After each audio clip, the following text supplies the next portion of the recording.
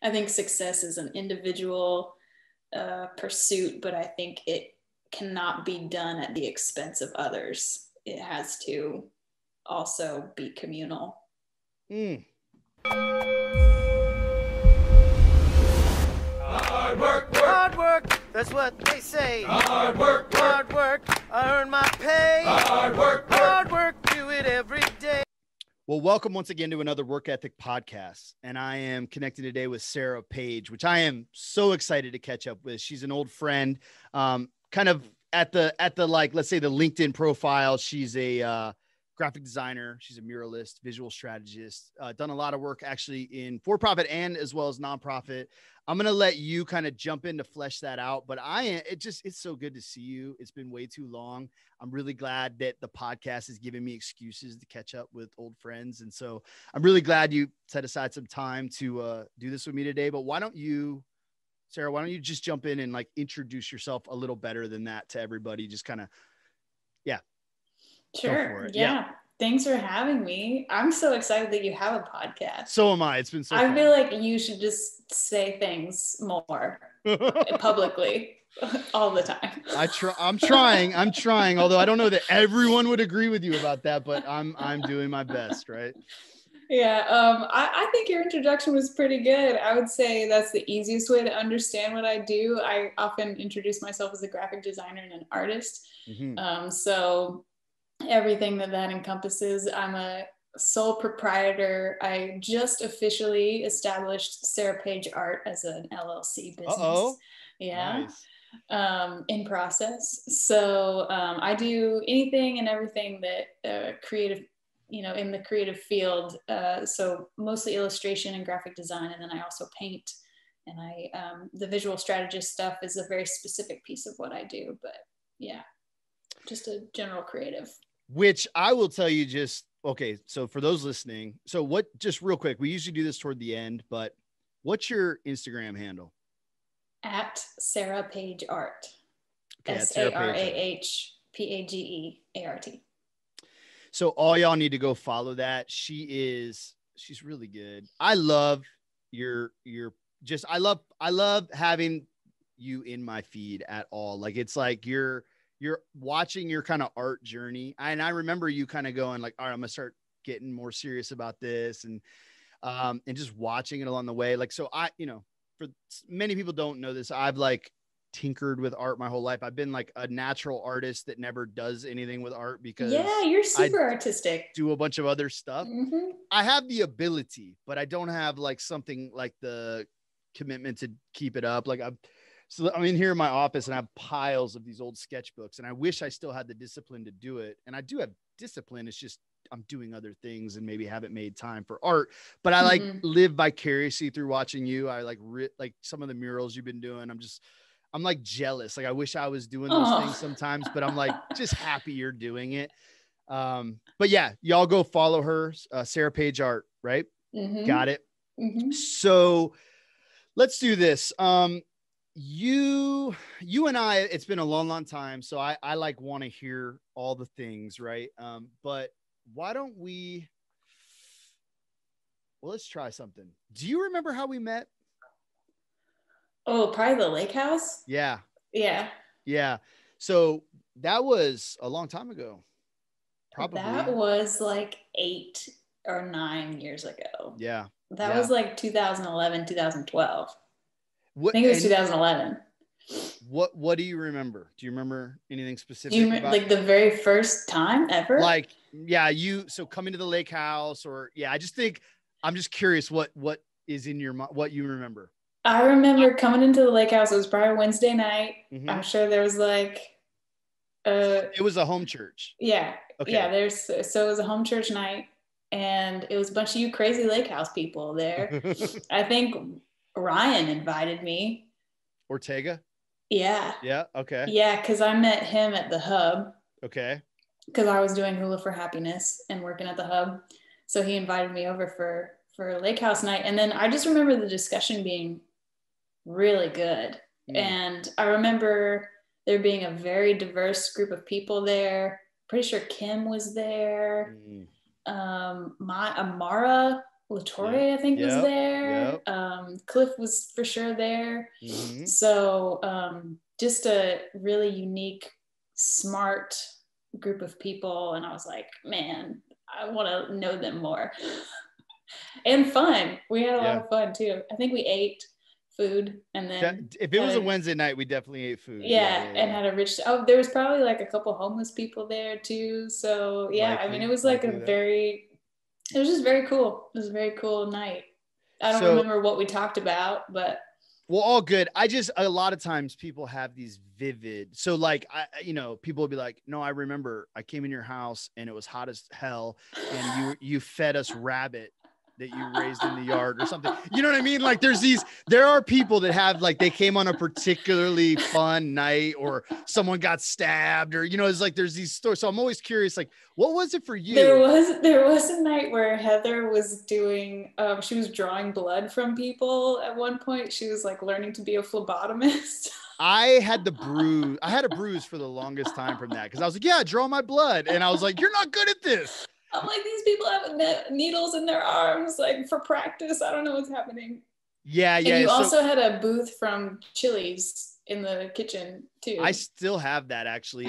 It's not being utilized right now, but it's in a warehouse for the bike shop that I'm storing it because I'm like, how can you get rid of the old Chili's booth? Like it has a couple cracked tiles. I'm like, I'll fix those. That's fine. Just one day I'm gonna need that. Well, for those of you that are listening, like there's a couple references in there, and I kind of thought maybe that would be a helpful way for setting some context of even our story. Like, so the lake house, I've referenced before. I've had Will Barrett on, a couple other people, but it was a little intentional community, bunch of folks trying to be Christians that moved into a house together here in Tampa. A ragtag bunch. Pretty rough neighborhood, and it was an eclectic group of folks that we're trying really hard to live on very little and to love our neighbors and be hospitable. We ran what we called a house church out of there. So every Wednesday night we'd have over people for dinner and a Bible study that we would do, which was just a great place to build community. And you're right. So there were probably a few homeless folks there, pretty diverse group. And a lot of the work of the well grew out of that. Cause early days, like, we'd have some homeless friends come over and be like, hey, there's nowhere to eat on Thursday. And that's how the banquet started. And, a lot of what the well is known for today really grew out of the potting soil or the compost heap that was the lake house. I love that. The compost heap that was the lake house. Yeah, which is really what it was, right? We're all part of the same compost heap, which is a Fight Club reference for some of you that may know that. But then you reference, I met Ryan at the Hub. So the lake house is part of this network that I think we've had Brian Sanders on the show before, like some of you may have heard, but there's a network of little ministries or startup initiatives called the Underground here in Tampa that anyway, we were kind of loosely affiliated or part of this network. And so they ran that nonprofit had like a co-work space that a lot of us utilized a lot that they called the Hub. Right. And so that would have been where you met Ryan and then you said, well, I was with Hula for Happiness at the time, which I thought, let's go there. Like, can you tell us about Hula for Happiness? So I used to be a traveling hula hooper. It's too good. It's too good. Sentence, by the way, I'm chopping out. That's going to be the preview to this episode. I was a traveling hula hooper. That's it. Yeah. I used to internationally travel with my hula hoop. Yeah.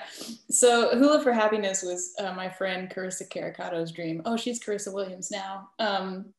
It was her dream to start Hula for Happiness, and she wanted to make hula hoops to spread joy. That was really our mission, was to spread joy and the love of God, one hoop at a time, one life at a time. Still got the pitch. Still got the rap down. Yeah, so we got to, it was some of the coolest years of my life. We were, we were making hula hoops, and we had travel hula hoops that we would make that would fold down so that they fit in your suitcase. And we could fit about 25 hula hoops in a large suitcase. Do I remember right? Those were made out of like sprinkler material or like micro sprinkler material? Irrigation tubing. Yep. Yeah. So we bought everything that we needed from the hardware store. Yep. And we would have these big hoop making workshops where people would come in and help us make them. And then we would partner with churches or ministries in the area to help fund the projects. And then we would travel with them. And we went to Haiti. I got to go to India and Costa Rica to do this. And it was just so cool. So we would go into orphanages there, or go to wherever the ministries were in those places and do dance programs with the kids. And then we would donate all the hoops to them. And what we found was that the hula hoop was this cool ice breaking tool where you could be in a place where you don't know anybody, and all of a sudden this wacky person's in the middle of the room hula hooping, and it kind of just broke down barriers like left and right. So we also did a hoop jam every Wednesday night at the park in Tampa, where we had a bunch of local people involved. So it was a ton of fun. I still think about that. I didn't come to a lot of hula jams. In fact, I may have come to none. I came to exactly zero. Listen, I have this weird allergy to fun. So like I loved so do you ever some of you guys and Sarah, do you know the Stray Cats? You ever listen to Stray Cats? Like some of you may have heard the Stray Cats, but there's this song called the Stray Cat Strut, which almost everyone knows, but there's this line in the Stray Cat. So I used to be really into rockabilly. I love the Stray Cats. The Stray Cat Strut has this line in it. This says, "I wish I could be that carefree and wild, but I got cat class and I got cat style," or whatever. And that line always like, I don't know, the class and style. There was something in me that I wish I could be that carefree and wild. Like I would watch you all be like, look at how free they are. Look at how much fun they're having. And it's like, same, like anyone's like, let's dance. And I'm like, this is gonna be really hard for me. And, yeah, but you give someone a hula hoop and all of a sudden you're not dancing. You're like playing with this toy. And it was magical. I remember watching you all, and I still think of it from time to time. So this last year with COVID, we had to stop doing the Conscious Party, which I'm hoping we can relaunch again in the near future. Yeah. For those listening, it was like an open mic potluck dinner, kind of an open source party. I still have old footage of you hula hooping at conscious parties. Yeah, we probably did some glow hooping at conscious parties. So they would light up. And now they've got hula hoops that when you spin them, they're like spelling words and stuff. They're really strange how that works. But we still, Claire will come in and she's still hula hooping all the time, like with her awesome. Light up hula hoops. And so I think about you guys a lot. Now there is no hula hoop for happiness anymore, or is that what? Well, it kind of moved to Atlanta with Carissa, and she's not doing it quite as much anymore, but we do still have girls in India and in Brazil who have been taking the program on and doing it in their communities too. So that was another really cool piece of it, is it brought us people from all over the world. We had a girl, Francesca, from the island of Mauritius off the coast of Africa. Wow. Get in touch with Carissa through the website and just say like, I'm a hula hooper and I love what you guys are doing and I want to be involved. And then like Carissa ended up going to her wedding. You know, it's just like, that's so cool. It was so wild. And, you know, Yana from Prague, she's from Prague, like just like, and Deepshika from India. I mean, all these girls were just brought to us, and it was really, really cool. I have to give Carissa, you know, all the credit. She's really I think it was really her DNA that was infused into the hula hoop. She's very much a free spirit. So she makes me nervous the same way everyone dancing and hula hooping makes me nervous. Like she walks in a room and something in me like gets like, oh, what's about to happen? She is such a wild card, and her eyes are huge, and I'm like, it's but now she's a mom. Now she's got babies. So amazing.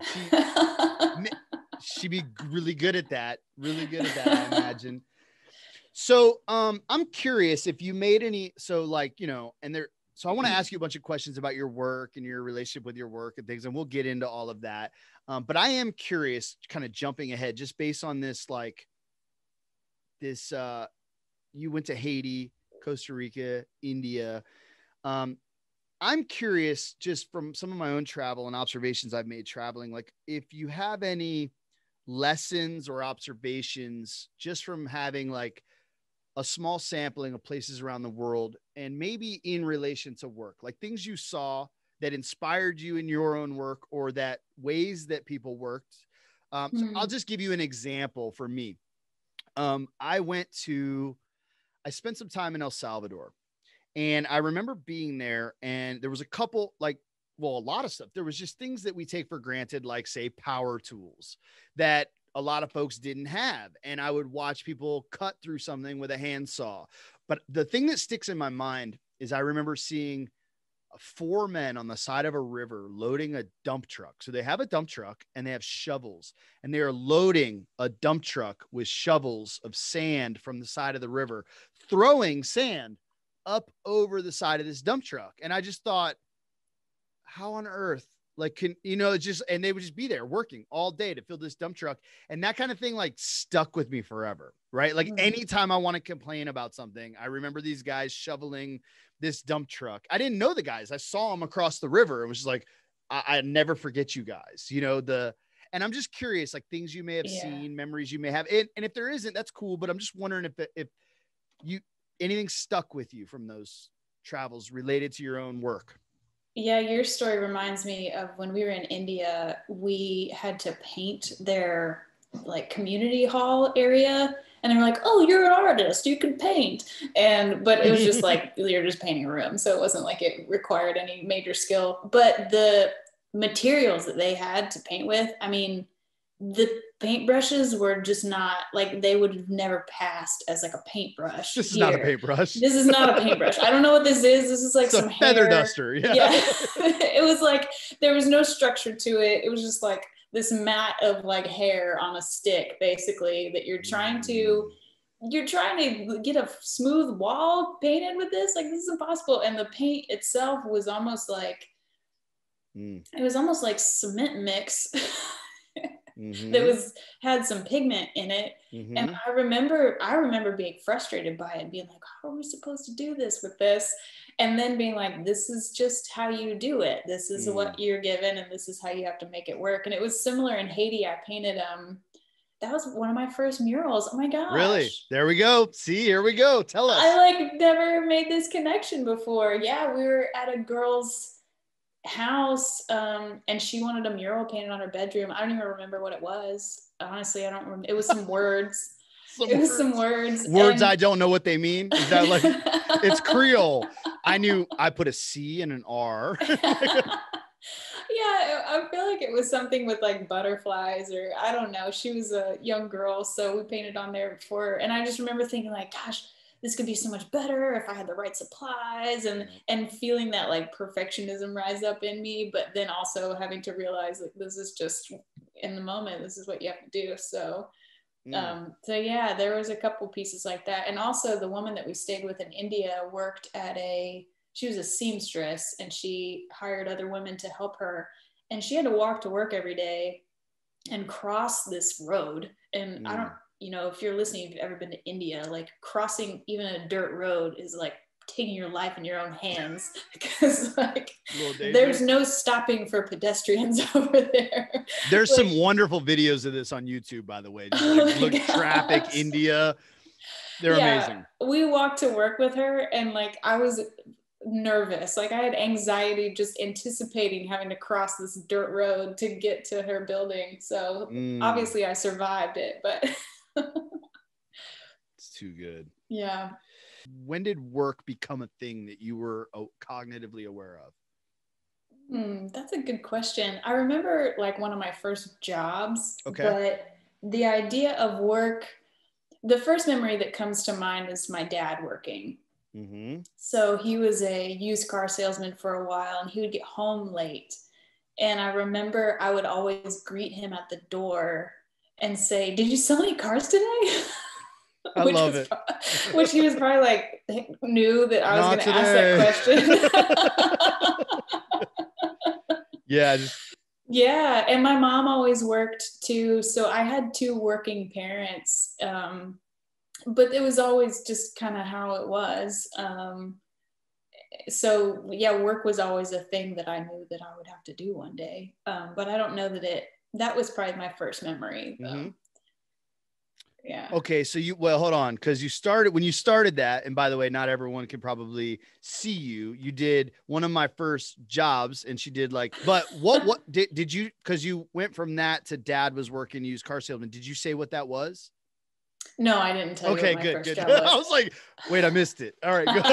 Yes, I can tell you that now. Okay. Okay. So I lived in a neighborhood that had a bunch of kids. Mm-hmm. And so me and my neighborhood friend we were always like scheming of ways to make money off of the other kids in our neighborhood. I love it. I love it. Little hustlers. So another glimpse of my early artistic talent was we would draw tattoos onto people. So I specifically remember drawing a lizard on this little boy's arm, with Crayola markers, and then charging him $1 for it. And it was also the first time that I felt shame about asking for too much money. Like I remember thinking that was too much for that. I should have only asked for 50 cents. It probably was only worth 50 cents. And we definitely had a lemonade stand too, but I remember specifically drawing tattoos and people being like, yeah. Were you always pretty entrepreneurial? So lemonade stand, I'm selling Crayola drawings on this kid's arm. I was always the number two. There was always somebody that was the initiator, but I was always the yeah, let's do it. So I was always on board, but I was never the first person to kind of drive a bus, which has been a theme throughout my life. I kind of remember you and Carissa that way, right? Carissa with Hula for Happiness. You're like, I'm on board. And then you made a lot of it happen. Oh, that's what we're doing. Let's go. Yeah, you are good at that. Actually, there's the analogy of the first person dancing. Mm-hmm. I think Brian's probably shared this before, but you have the one person that's dancing in the middle of a crowd. Yeah. And everybody's like, that person's just crazy. Yeah. And that was Carissa. She was just crazy. And everyone knew she was crazy, by the way. Love you, Carissa. But yeah, Carissa, you'll have to listen to this. Yeah. But then when the second person starts dancing, now it's like, oh, it's a thing. Now it's people are dancing. So I was always willing to be the second person dancing, but I wasn't always willing to be the first person dancing. Yeah. Man, that's good. So, okay, you said that was the first time I felt shame on what I was charging. Talk to me about that, because it implies there's more times. Oh, yeah. It implies there's some kind of dynamic here. Talk to me about this. So making art and charging for it. And by the way, being someone who has, my experience selling art. So I sold myself a lot. And I say that way on purpose. It felt a lot like prostitution to me. Not that I know what it's like to be a prostitute, but art prostitution was I'll get 20, because I worked for others, right? You get 25% of your work and you don't get paid anything if you don't sell anything. That was what it was like being a caricature artist in Busch Gardens for a while. I did that, did photography. And then I also, when I tried to go on my own, I often didn't get paid for work I did. And I didn't know what to do. It took me some time to grow up and realize how to fight with people and demand pay, and then kind of feeling well, maybe I'm not worth paying or whatever. But talk to me about this, shame and charging and art. Tell me about that. Art is tricky because it's so subjective. The value of art is so subjective. And I deal in lots of different mediums of art. So how I feel about charging for a painting versus a brochure design versus a mural is all going to be different and relative to what somebody's willing to pay for those things. And also the value that I see in it as the artist creating it, So there could be times when I'm like, I didn't really put that much effort into that. I don't think I should charge that much, but somebody else may look at it and go, no, this is worth a ton. So I've learned that the graphic design stuff has been a little bit easier to charge for because people just recognize that stuff costs money. Although people still want it for free, it's one of those, I feel like the creative world gets that a lot, where you're not going to ask the plumber to come fix your toilet for free. Right. But if your buddy knows how to make a logo, you're like, hey, make me a logo. Cool, you can design this t-shirt. So I always appreciate my friends who come to me and say, I want to pay you for this. Yep.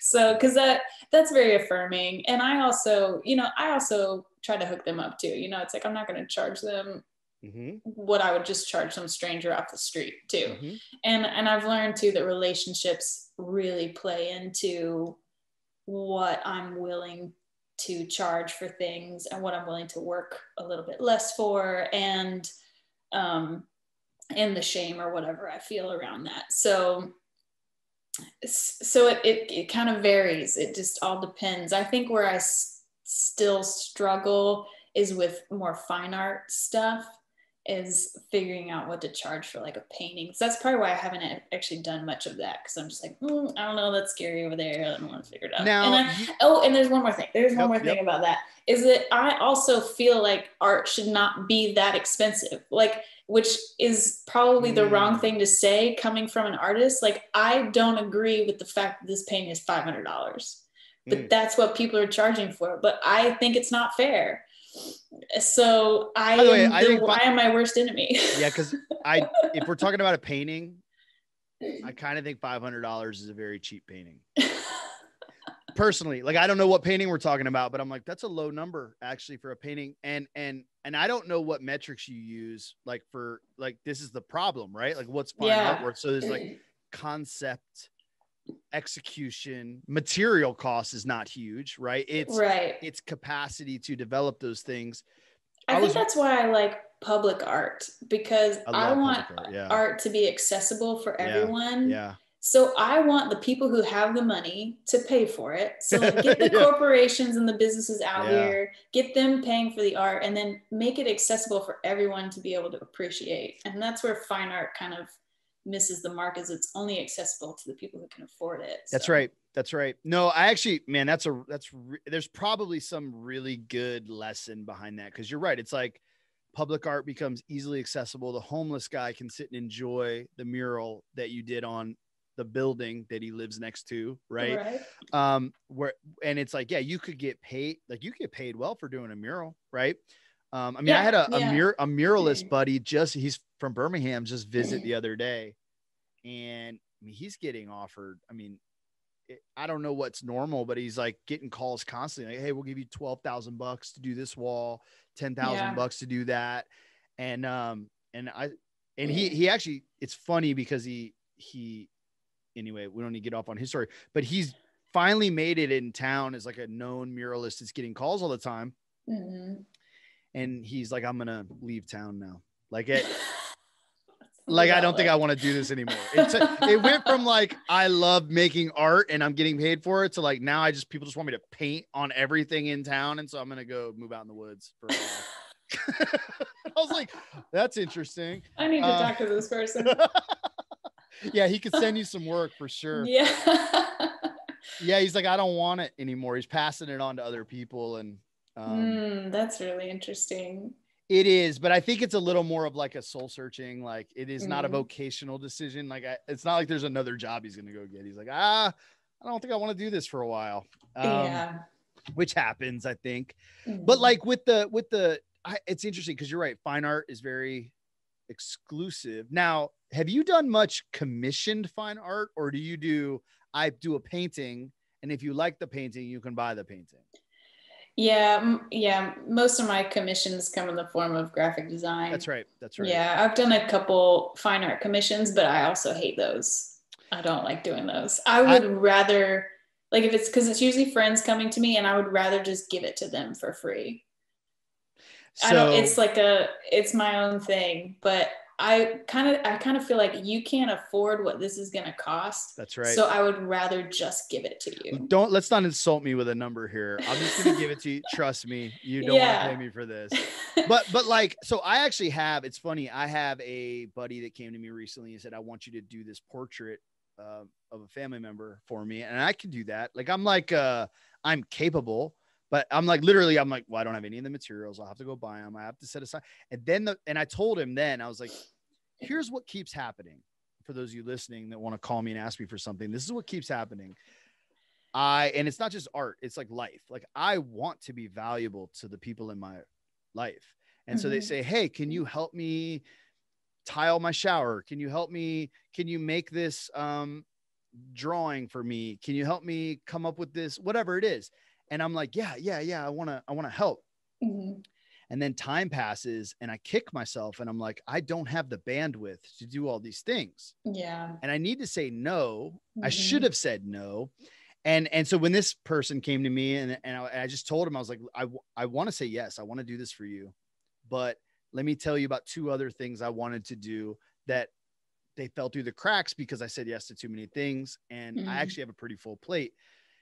And he's like, well, I want to pay you for it. And I was like, actually that changes things. Cause like, I do need some money and actually I need you to pay me for it so I can justify setting the time aside. Cause I don't have it to offer, but you might be able to buy a little bit, but I'm still struggling to make the time. I'm like, oh God, I really got to get that time set aside.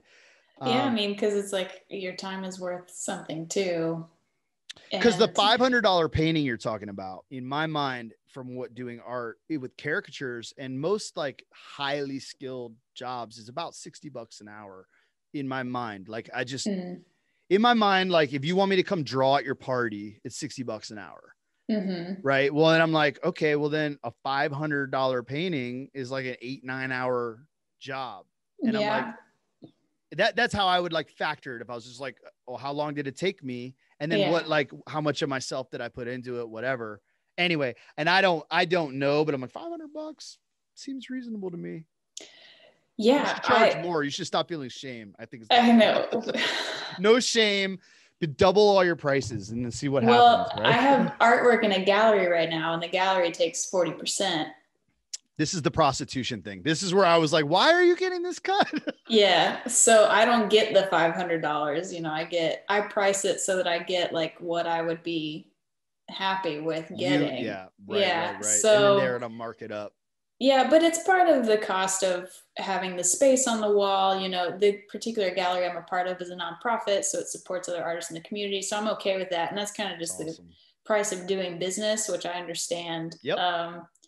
But you can buy it from me. Is that I saw you setting up your first gallery. Is that it? Or have you done multiple now? This is the one you're in. Tell us about it. Yeah, it's called the Foster Gallery and it's in Santa Rosa Beach up here in the Panhandle. It's in a swanky shopping center and it's run by the Cultural Arts Alliance of Walton County. And so as part of it, you apply to get in and they approve the artists that are in there. And then you get a space on the wall. And then as part of the program, you have to volunteer at the gallery and work it, you know, a handful of times during the semester. So I've been working there, volunteering there too. What do you do there? Are you like, cause it's your work that's being shown that you're like, are you there talking about your work or doing other things there? Yeah, no, you're just there to check people out if they buy anything. You're kind of just the sales associate. You become a sales associate at the gallery. Yeah. Interesting. Yeah. So you get a commission if anything is sold that you sell. But I haven't, it's been pretty slow. It's been real slow lately. Not a lot. I bet your used car salesman dad could probably give you some good lessons on moving some art. Like, come in with me, Dad. Sell any paintings today? Yeah. No, Dad, no. Thanks for asking. Still no. No, but just to wrap up the conversation about money, like I know that I have value as an artist and I know that any business person like gets to that point where they realize they just have to start charging money and it's the thing. But I feel like there's this ongoing battle in my brain about the value of art and it's just still very intangible to me. And I feel like when you start putting a price tag on it, it cheapens it even more. It's difficult. It's right. It's like it moves. Well, and it for me, it's similar. Like it moves it. It's like, it's almost like it's something sacred. So how do we make a dollar value on this? And then when we do, it's almost like to make it profane, to take away something sacred about it. Although it is by necessity, if you're like, that's your vocational, like you probably gotta live somewhere, right? You probably gotta like eat something or whatever. Yeah. And, or maybe it's not that sacred. Like maybe people just create stuff all the time and we need to not hold it in such, like, just because I made a thing doesn't make it valuable either. Like if it's a crappy thing, Yep. you know? Yep. So I think that there's also that struggle for artists too. And specifically fine artists, but also designers, you know, where we want to create something good. Yep. And just because I create something doesn't make it good. So when you said maybe it's not sacred, I'm going to tell you what came to mind. You don't have to address this if it's like wrong to do to another artist or something, but a specific artist comes to mind. I just thought of all the Thomas Kinkade stuff at the malls growing up. Do you remember Thomas Kinkade, the painter of light? I have all the puzzles. Yes. Okay. Because I remember like going as an artist, like looking at these and I'm like, these are interesting. They're prints that these like other artists like put the like paint dots on to make them originals, like air quote originals or whatever. And they created like a mass production of fine art to sell in malls all over the place. And I remember thinking like, God, this seems like wrong. Yeah. Like it's like mass produced or whatever, but anyway, that was the first thing that came to mind, like not sacred art. It makes me think of, and this is not throwing him under the bus, but it makes me think of Guy Harvey. Are you familiar with Guy Harvey t-shirts? The fishing. Yeah. Oh yeah. So like, I had a lot of those growing up. I was a fisherman but just like mad respect to Guy Harvey. Like that's like, that is, I want to be Guy Harvey. That dude probably makes so much money. I mean, but he started with a true love of the craft. Like he started by illustrating Ernest Hemingway's The Old Man and the Sea. Yep. And he did them all himself. They were phenomenal illustrations. If you haven't gone and looked them up, go look up Guy Harvey's illustrations of The Old Man and the Sea. They're beautiful. And then he put on his own art show in Jamaica to sell them all, and they all sold, but he kept the originals. So he made prints of them that all sold. Yep.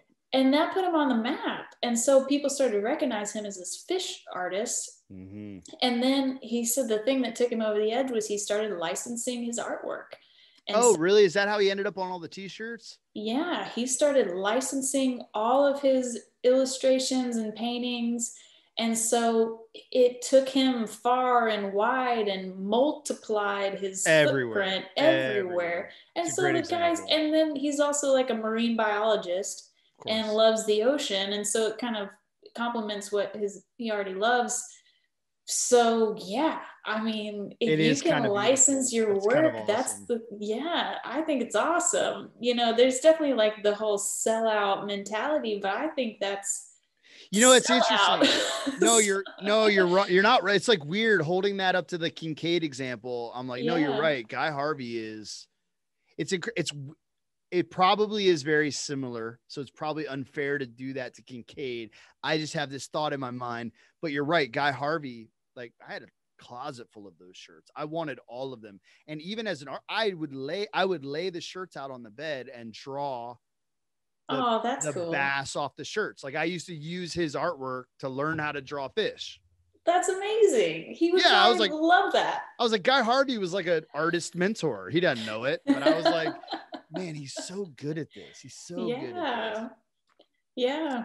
So I think that you have to get your big break as an artist, you know, in the same way that an actor has to get a big break or a band has to, like every, even illustrator has to get that big break where they're discovered. And what's interesting, so there's and I don't know what it's called, and I don't even know what it's on. There's a docu-series about Wu-Tang Clan on one of the subscription like TV things. I don't know if it was on Netflix or Prime. I have no idea. You guys can figure it out. But in the docu, I like Wu-Tang. I love Wu-Tang Clan. I love the whole documentary. It was super fascinating. But at some point they talked about the guy that designed the W that is the Wu-Tang logo.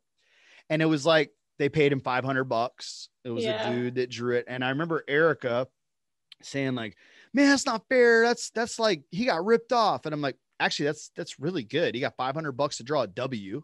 Right. And what was funny is when we were talking about this, the mural artist that I was talking about was at my house. He was coming through town last week and he was over and he's like, yeah, like that's a decent price for a W, right? Like that's fine. You have $500. Here's your logo. And it's not the W that made Wu-Tang Clan. Wu-Tang Clan made the W, right? Right. So the W is what it is. And forever that artist now has Wu-Tang in his portfolio.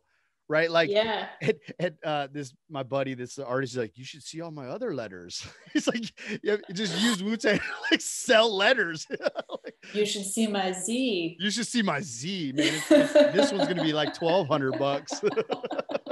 But you know what he could have done is if he had known the talent of Wu-Tang at the time, he could have said, don't pay me anything right now. I just want royalties. Give me 1%. Yeah, 1%. Yeah, exactly. And he would have been living large. Yeah. So that's always an option, artists out there. There's definitely different pay structures. So what, let me see here. Let me try to, so when you, we kind of like went off on the shame question from that tattoo on a neighbor kid, the lizard you drew on your neighbor boy's arm.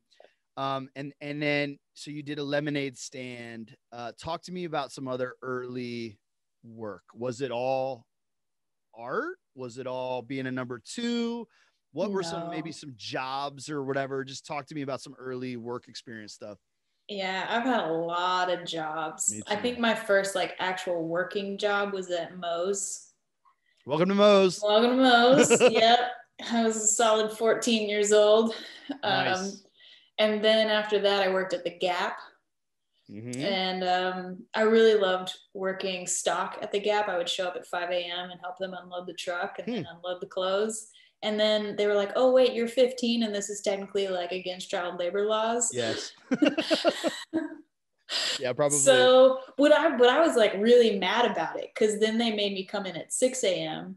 And now I'm like going on break at a different time as my team. And so it like really made me upset. So I didn't like it very much after that. So, and then I think I worked at the Gap for a while, and then around the end of high school, I was a lifeguard down here on the beach, which was amazing. On the beach? You were a lifeguard on the beach. That's like another level lifeguard. That's another level of lifeguard, right? Yeah, we were an extension of the fire department. So I technically worked for the South Walton Fire Department as a lifeguard. That's awesome. Yeah, and I did that for 2 summers, and it was just at 18 years old, it was like I was rich. Why would I do anything else but sit on the beach all day and make money? Yeah, it's a good gig. Yeah. And I mean, I worked at Busch Gardens or it was not Alvin's Island. It was Islands of Adventure. I was like a guard there. Yep. Definitely was like a babysitter. But at very little creative jobs up until very recently. So how'd that happen then? I went to school for mass communications and I ended up in the advertising track. And so advertising introduced me to graphic design. Yep. And I did an internship for the Crisis Center of Tampa Bay, and I did an internship for PPK in Tampa. And that's when I started dabbling in like designing the flyers for events at the Crisis Center. And I gleaned a lot of information from the people I worked with at the ad agency. And I just started teaching myself graphic design because they didn't teach you in the advertising track. So it kind of spurred from there. And then at the Crisis Center, I started designing all of their stuff. And then it kind of merged with like a marketing director position. And so everywhere I went after that, I was kind of this like graphic designer / marketing director. Yeah. Whereas some of those places would have a marketing director and then they would hire out their graphic design. Yep. I was like this one all in one package. I could do it all. Yeah. Yeah. Which was good for them and bad for me. So bad for you. Do 2 jobs for the price of one. Yeah, exactly. I was a Yeah. deal. No, it was good for me because it was a differentiator. That's right. And it got me in the door, and it put me a leg above everybody else. So it was definitely a good skill to have developed.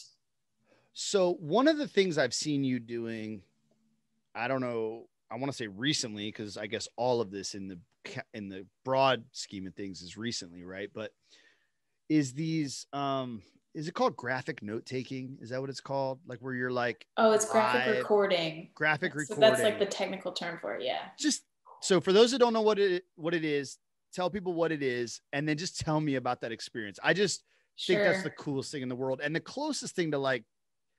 It reminds me of being a caricature artist, but in a way more organized and robust way or whatever. Yeah. So I got introduced to that through a company that I still work for now called Ridge.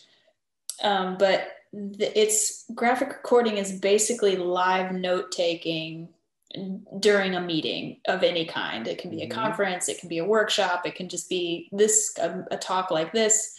But essentially you're illustrating the notes that are coming out of that meeting, and you can do it in a variety of different ways. There's different styles of graphic recording. It's very much digital now because of COVID, but in the past we were doing it live on like a huge poster board where we would literally draw with markers, and it's fun. It took some training. I had to be trained on how to do this. And a large part of that training was the mental space you need to be in in order to do this. Yeah. Yeah. So the practice of doing it helps you get through the anxiety of like the performance anxiety side of it. Yeah. But I like to perform. Public speaking doesn't scare me. Obviously dancing in front of people doesn't scare me. But this was a different level because art has always been very close to me. And it's like, there was a lot of potential for me to do something really bad up there on that board, or, draw a horse that does not look like a horse or whatever, and so they teach you kind of like some illustration styles that are really easy and go to, and you start to build up your visual vocabulary. So if somebody says a word like strategy, what are you going to draw? Or if they say the word challenge, how are you going to narrow that into an icon? Or if they say the word, like humility, what do you draw for that? So learning how to visualize these complex ideas was a big part of it too. I drew a blank on all of those, by the way. Yeah. Like I would draw the word humility in block letters because I don't know. Which is an option. That's always an option. It's like you did a really good job at making bubble letters about everything we talked about. But this stuff is so cool. Like so from caricature artists, and why I thought this probably is like that is exactly that. Like you learn, I love that you said like visual vocabulary. I didn't have vocabulary for that, but it's like you learn a book full of noses, you learn a book full of eyes. Like there's certain things that just like, there's only so many, we all have eyes, right? So there's only so many shapes, and you're going to learn them. And that's just the face. And then it's the combination of those things. And then you learn a style, how you put those things together. And I imagine conferences, there's like, as these examples, like strategy probably comes up often. So we're like, we've got some stuff around that. We've got some stuff like there's things that were like goals, like, goal setting is going to come up at almost everything we're talking about. And so you probably have a good bank of things. Just like, okay, I've learned, now I have a palette of visual vocabulary. And then you start piecing that together, but it's a lot of freestyle, right? Definitely. Yeah. There's a lot of improvisation that happens. So I'm curious, do you have anything else that you've done that you would say is improv? Like, have you done improv? I've done improv. Yes. You have done improv. Okay. Yes. So I'm curious about that, like just in general. So from the visual art to doing improv, like I think of like someone trying to freestyle, like hip hop or whatever. It's like, I don't know. I feel like that's a particular kind of work that you're right. Like maybe a lot of the training for that is about mental space. I know if you like, so I suck at this stuff because I've gone to some improv classes, and all of those improv classes just want me to do things that make me feel really, I don't have a word for this. Uncomfortable. Yeah. Yeah, that's a lot of it. Well, if you think about it, we're improvising right now.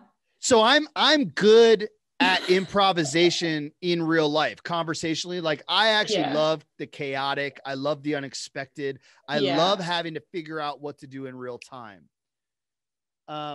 And I guess it's always done on stage in some sense, like it's in front of God, it's in front of other people. It's like there is an audience at some level. And yeah, so that makes sense. It's like similarly related, right? Like you're always kind of doing that. And there's just a particular pressure, I guess, when we're like, now we're doing it.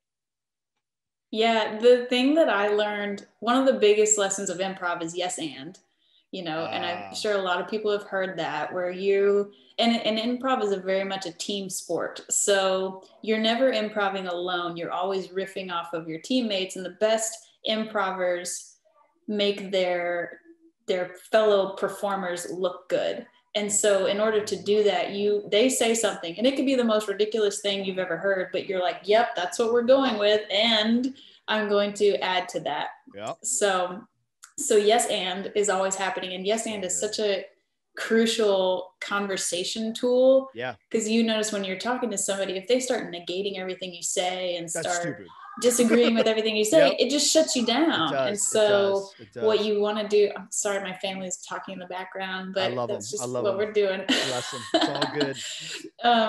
So yes, anding things helps ideas move forward, and it helps you expand your mind and stay in an open-minded place. And that's a lot of what we did in graphic recording was, okay, I have to stay open-minded, because there could be a moment where you want to shut down and say, like, I don't know where they're going with this talk. I don't know what I'm going to draw next. And you start to like spiral downward. And so you have to stop yourself and stay open. And you can get like that on stage too, where you're like, oh no, I'm totally blanking. What am I going to say next? And so you have to be able to shut that down immediately and just commit. So the second thing I learned about improv was committing. And so it doesn't matter what you're committing to, you just do it to the fullest degree. Of if you are the bartender, you're gonna bartender so hard. Or if, like, for example, we did a show after our first class where I had to be a luchador. What is that? Like a Mexican wrestler. I love it. Okay. So we're playing this game called Taxi Cab, and we ask the audience for a suggestion, and they say luchadors. So my taxi driver pulls up, and I have to be the luchador. So I have to get in the taxi and then act like this wrestler. And what are you going to do? How do you be a wrestler inside a taxi cab? But I was just jumping on the chairs. And at one point I like pretended to like body slam her. And then I like literally hooked my elbow around her and like took her to the ground. And it was just, and people were just dying. Like they loved it. And that was like committing fully to the character. And when you're, and you do the same thing in graphic recording too, where say I'm going to draw a globe or something and it takes up half the board. It's like, well, I guess that's what we're doing now. We just took up half the board with this globe. So you got to just commit to it. It's like a decision that you make and you keep going. So okay, this is really good. So no, I feel like I'm really glad we're scratching at this a little bit. So because I love improv, by the way. I'll talk to you about improv all day. Well, so I feel like there's a real lesson in all of this, and you're right. You're like, we're improvising right now. And in some level, like, this is why I'm like, oh, I think this is really worth exploring in all of our work and all of our life. There's an element of like, you're always kind of doing this. So when you talked, like, you're like, oh, I can kind of spiral down, like, now what? whether you're on stage or you're speaking, or I don't know what my next line is, or I can't find where I'm at in my notes, or I don't know what to draw now, or I don't know what the hell they're talking about, or whatever, when you're doing graphic recording. And what comes to mind is self-consciousness, right? So like, there's a way in which the more you're aware of you. So if you're so this is probably the reason that I struggle with dancing, because I just think about what I look like. And I actually, by the way, okay, let's take a little aside here. I'm going to tell you, this is like, let's talk about John dancing. Here's some vulnerable here. Let's get vulnerable. So when I was younger, and I kind of first, it's no secret. Like when I first like encountered, like became a Christian, really had any like thought about God. I became a Christian because I took too much LSD one night and I encountered God. Oh, man. I met Jesus on LSD. And when I was done with the LSD, I was like, I'm following Jesus now. And then I didn't get really involved in any church or anything for a while, but I started early on, and this didn't stick with me, probably because of sleep apnea or something, but I started having a lot of vivid dreams early on that I really took as like, God is telling me something, speaking to me, this and that. I have this, I mean, I probably have paintings of this dream somewhere. If I go dig through my sketchbooks or look around for it. Probably one of the most important dreams I think I ever had was I had this dream that there's a lot of detail to the dream, but basically like there was like a vision of heaven, and it was like, so I walked through this field, and the field was dirty. This was like, you had to get to heaven basically. So you went through like hell to get to heaven. So there was like, it's muddy and dirty and everyone's like nasty and just a terrible crowd of people, and it's crowded and you got to walk through it. But as you got closer and closer to there was like this picture, like a garden, but like flowers that are, I mean, like a flower you'd see in your, like a lily, but like huge, like a tree, like lilies hanging over, and they were glowing. So they were like, everything was lit up by these flowers, and it was like Pandora, super beautiful. And then it was on the coast, and then out over the water, there was like a little island. And I feel like the whole island was like, music was coming from this island. So there's like this beautiful music and all this light, and everyone's kind of there, and you have enough space or whatever. Like it wasn't like the muddy place. It was just this beautiful place. Well, and this is when I realized like, oh, I think this is heaven, was the lights all went out. So you couldn't see your hand in front of your face. So all the flowers didn't light up anymore. Like it just went out, and it was pitch black dark. And the music was the best music you've ever heard in your life, right? Like it was just the most beautiful music. And I was just like, I can't help but dance. And so I started dancing to this music, and I was like, man, I'm really glad the lights went out, because otherwise I couldn't do this. Like if the lights were on, I couldn't dance, but the lights are out, and I just start dancing. And then I get like raptured by this music, and I'm dancing like a fool, like that crazy man in the middle of the field. Like I'm just dancing, and the lights come back on. And then you look around at this field, and everyone is dancing like they've never danced. Right. And no one cared that the lights came back on, and everyone's dance was their dance. It was like unique fingerprints, these dances. Anyway, I don't remember. There's more to the dream, whatever. But this is the thing I remember, like where I'm like, if I go try to dance and the lights are on, like real time, let's go dance. I'm like, I can't dance. This isn't going to work. Yeah. But in this dream, they went out, and I like found my dance, let's say, and they came back on, and now I found myself, and it was okay. I was like, I'm okay now that the lights are on. I found the group, which made me think of like flow state a lot. Like I lost the self-consciousness because I was raptured in the activity. Wow. And as you were talking about getting stuck on stage, I started thinking like, well, that's kind of why I can't dance. Like, oh, I start spiraling mentally. It's a psychological space. And I've been there speaking, or, there's moments, even conversationally, where you're like, oh shit, I don't know what to say to this person that just shared this thing with me or whatever. Yeah. And you and the more you look at yourself, like because what you said was, you got to get out of that place immediately, right? Because it will get worse. you will perform. You can't perform your way out of that headspace because right. The headspace will take you out. Like thinking about what you're painting makes your painting suck. Something like that, right? Yeah, it's the thinking mind. The anxious thoughts start to take over. Yeah.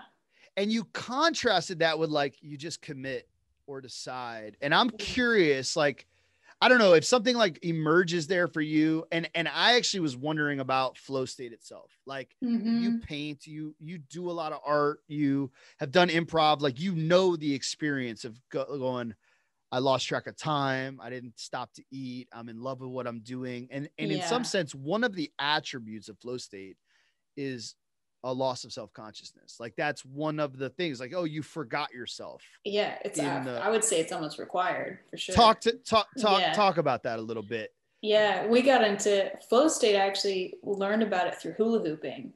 Because when you start dancing in hula hooping, they call it flow. And that was kind of my first introduction to flow. But you have to reach a level of, I don't know. I think you have to reach some kind of skill level in order to be able to go into a flow state. Yep. Yeah. So you have to just be willing to be bad at something and be in a flow state and do it badly, So, I mean, I'd be curious to know if you disagree or agree on that. But from my experience, a flow state isn't really possible until I've developed some mastery of the skill that I'm doing so that I can lose myself and not think so much about what I'm doing. But, I'm going to argue with myself on that one too. I love it. One of us is gonna. Because there's also this thing that I just learned about called intuitive drawing, where this teacher used to do it with his students. I actually heard about it on another podcast. And before class, he would have his students do intuitive drawing where they're not allowed to think about what they're drawing. They're not allowed to create any form at all. They're I think they meditate for like 10 minutes beforehand and then they go into drawing. And it's supposed to just awaken the creative side, and give yourself permission to make mistakes and just get in touch with the materials and start to feel how the color is being applied to the paper and feel the crayon crumbling on your fingers. And so that is supposed to kind of remove this mental block of creating. But yeah, I've been doing a lot of studying, I guess, or just reading up on like books and The Power of Now, and also Michael Singer's Surrender Experiment or The Untethered Soul. And it's just been a constant theme throughout a lot of what people have been talking about lately is just our minds and how our minds kind of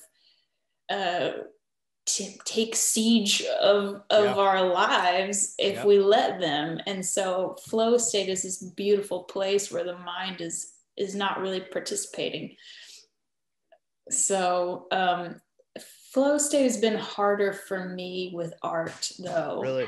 Yeah, I'm a little too wrapped up in my perfectionism when it comes to art.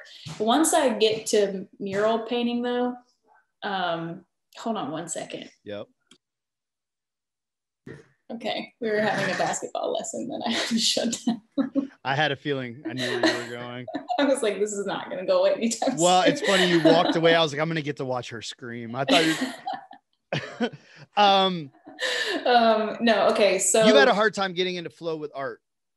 Yeah, until I'm at, like, when it comes to murals, I feel like I can reach a flow state when I'm painting a mural because all the figuring out process has already been done. And now I just get to create. And so that's why I love painting murals so much, is because I get to experience that flow state. Whereas you don't really get that in graphic design very much because you're constantly thinking and figuring it out. But maybe painting is just not as natural to me. So it's been a little harder for me to get into that. So you made a comment about like having to have some level of mastery at something, and you know what, you and I went rock climbing together, right, with a bunch of people several years ago. Do you ever come with us? I feel like you did. Oh yeah, that was a Right. long time ago. It was. Yeah. But rock climbing is this interesting thing where it feels like analogous. So there's something about being able to do something, but not like it's, so I realize rock climbing, something that I'm like really like a deep motivator. It's that thing I can't reach. So like I can climb this, but there's that next hold and my mind fixates. Like, it's like, yeah, I don't give a shit about these 8 that I can do. It's the one I can't reach. And I don't care about the one beyond that either, but I like fixate on the one I can't get to. And I'm like, oh, there is a special kind of like motivation and almost like like I go in a zone where I'm like, all I think about is that thing I can't reach. Yeah. So you think that's a flow state, is being up on the wall and just focusing on that one thing? I think it's related. And I use that as an analogy because I actually think if I had to say, like, if you had to, let's say I want to create flow state, or what is a necessity? You're saying, well, I think you have to have a level of mastery. I would say, I think you have to have some experience. So you can't pick up a paintbrush for the first time and go into flow state, probably, unless you're doing some weird meditative thing where you don't care what you're painting. But like, right. But generally speaking, you're going to like, you need to learn the tool.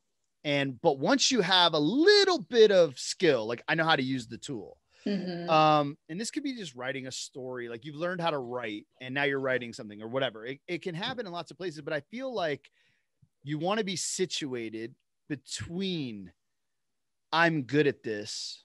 Yeah. And I don't know what I'm doing. So I can't come in and do this for the, like, I'm not going to pick up a hula hoop and get in flow state. Right. Cause I'm going to be like, I can't keep it around my waist and I'm just mad the whole time, whatever. You're the only person who's mad while they're hula hooping. Yeah, I'm just like, I hate hula hoop. I can't do this, but I love watching you guys have such a good time or whatever. So like, but it's good like for you guys. I'm so happy for you. But it's that it's like, so I'm like, I think you're right. You have to have some familiarity with whatever it is you're doing. Yeah. But then you have to have somewhere to go. Like I don't have this down, right? Where you're like in that, because it's got to be challenging. So if you're drawing something you like, for example, when I drew caricatures, I don't think it ever happened because I'm just drawing the same thing. Again, it's not challenging me. Yeah. You're not getting lost in it. Yeah. There needs to be a challenge. Like this is a little beyond me, but not so far beyond me that self-consciousness kicks in where I'm like, I'm not capable of doing this. And if you can find that spot, that I believe that's the spot, like, which is why I'm like, wherever you're at with your skill level, you want to try to get to the next rung on the ladder. Like what is just beyond you, right? And reach for that because that will wake something up in you. Do you think flow state is required to get to that next level? Oh, interesting. I don't know that I could say anything is required. Is it required? You know what? I don't know. But I do know that generally, like on the studies done on flow state, like we definitely perform better.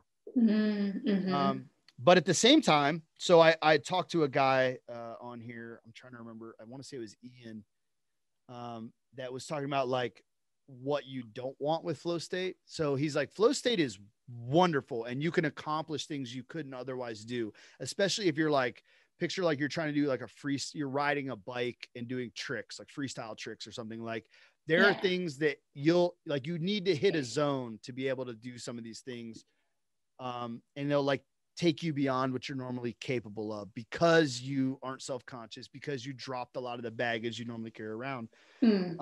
But he's like, you don't ever want to make a major life decision in that state. Like, ooh, what? Yeah, he's like, man, I would have never even thought about that. He's like, there's some things that are like, it's an intoxicant. You need critical thinking, and you need to come out of that and think about what you're doing. Right? You can't. He's like, you can't live in that. Oh wow! Right? Yeah, I thought that was really interesting. Because for me, that experience has always been akin, like I have associated with tasting eternal life, where I'm like, because it's timeless. It feels like time dilates and there's no real sense of like, oh my God, it's been 8 hours that I've been working on this thing. And it felt like 10 minutes, you know, time just vanished. And I was so engaged and so like, just, you know, really when you find something you can sink your teeth into. So for me, I don't know that I would ever say there's a requirement to go in flow state. Cause I actually wonder, there's probably people that don't know this experience. Yeah. Go ahead. No. Well, I was going to say that I think it brings a deeper level of satisfaction to your work if you are able to engage in a flow state every now and then with it, for sure. Oh, so for me, I'm like, that's that. And maybe that's what I was saying. Like why I don't think it's a requirement is I think it's a gift or a byproduct. And you used a word earlier that I still don't know what I would draw for this. And I wish you would tell me what the answer was. Humility. I don't know what I would draw. What do you draw for humility? Oh man. Well, let's brainstorm it. I have nothing but blank canvas. I'm like, oh, I don't know. Maybe a man prostrating himself on the ground. Yeah. Could be that. Okay.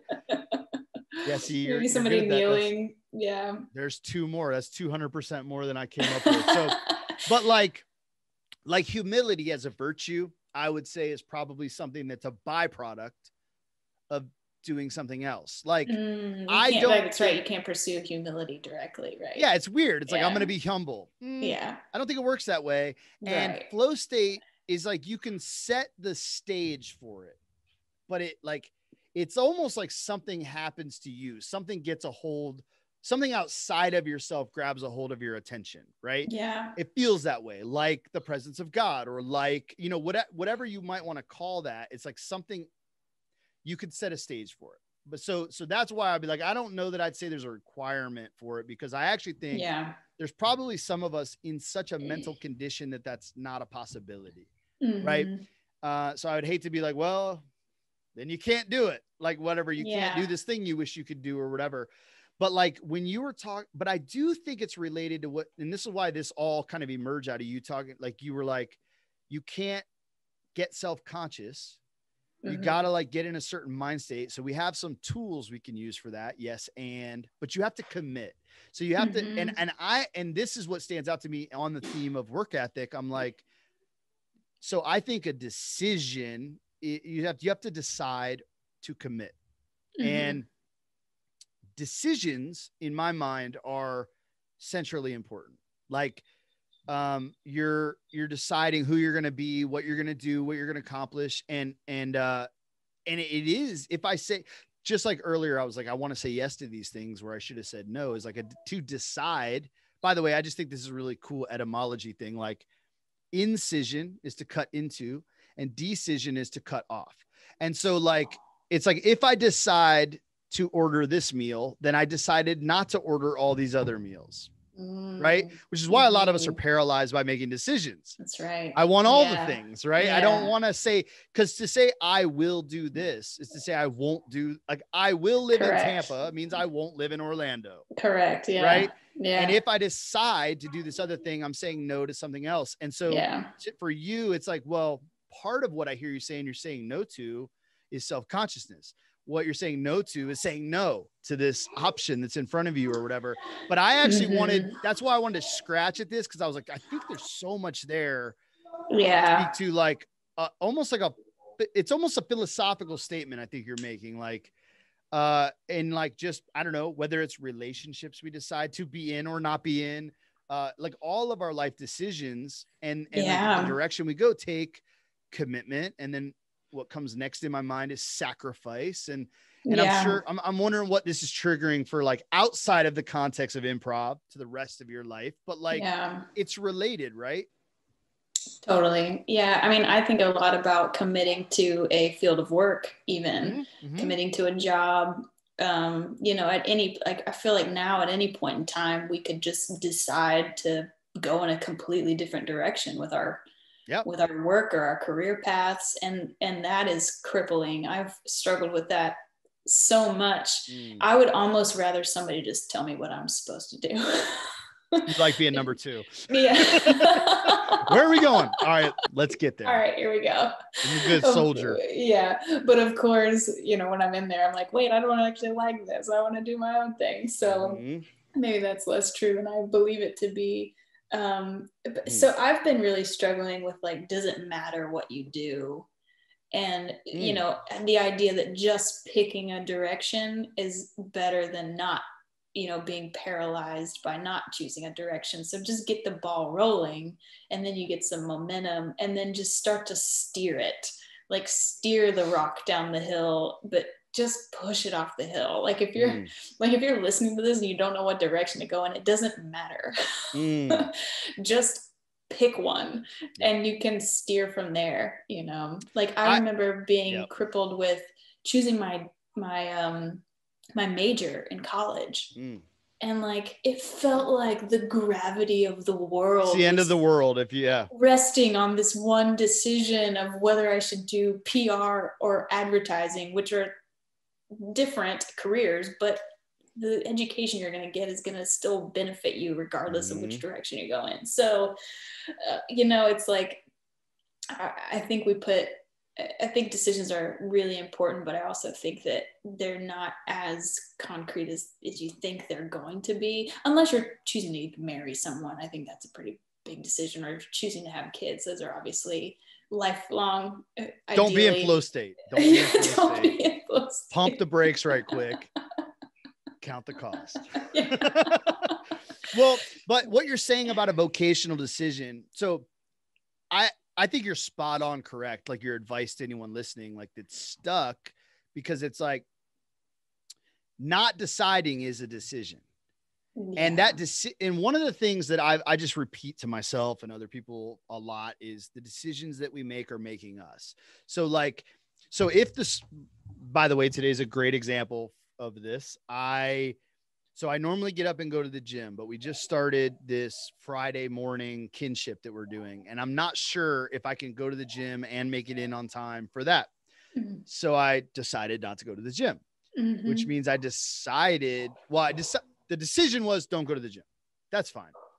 But what it equaled in the morning was I decided to hit the snooze button until I had to get up and go to this place. And I know for sure, and I've watched this, especially over some of this COVID time. I'm like, oh, this is going to hurt. Like it's because it's made it easier to make some of the softer decisions, like not getting up in the morning. So I legitimately go, man, if you hit that snooze button today, you're way more likely to hit it tomorrow.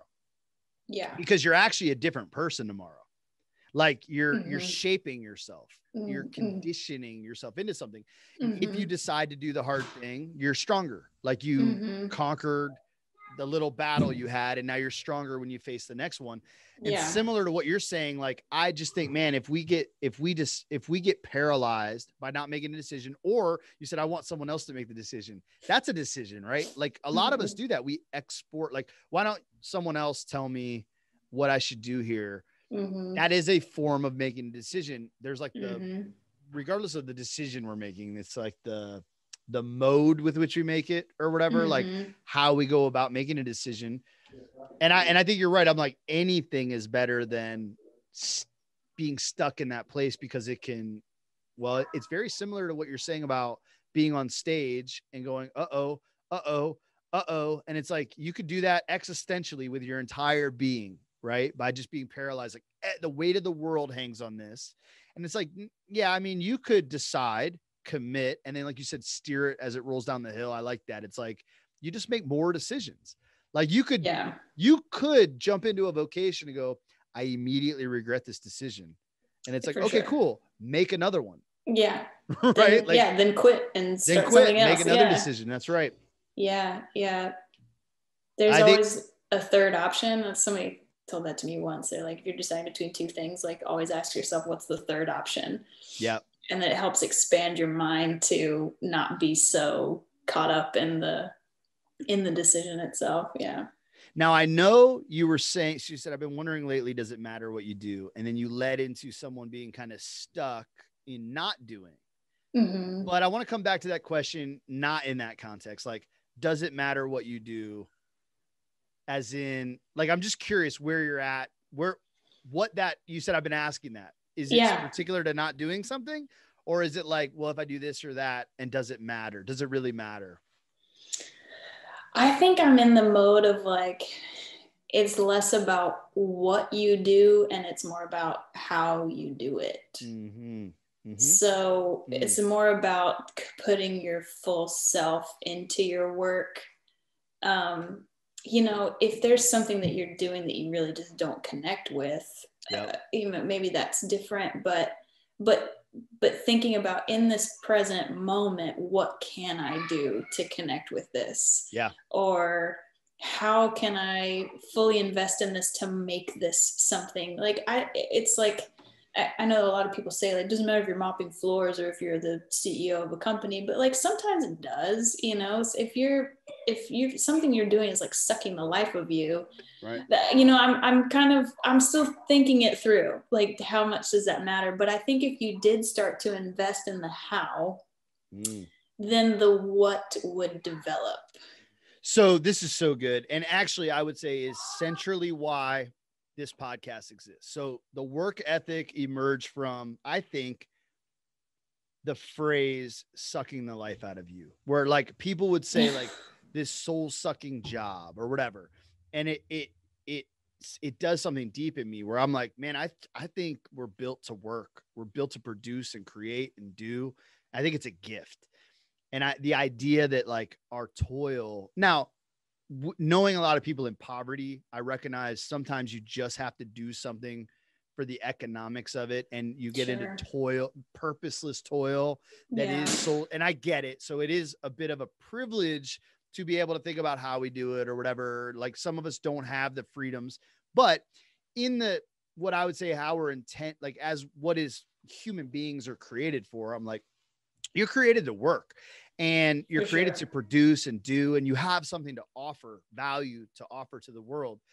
And at one level, the person who says, well, it doesn't matter if you're a CEO or the janitor, I might agree with that at the level, at a very deep, profound level.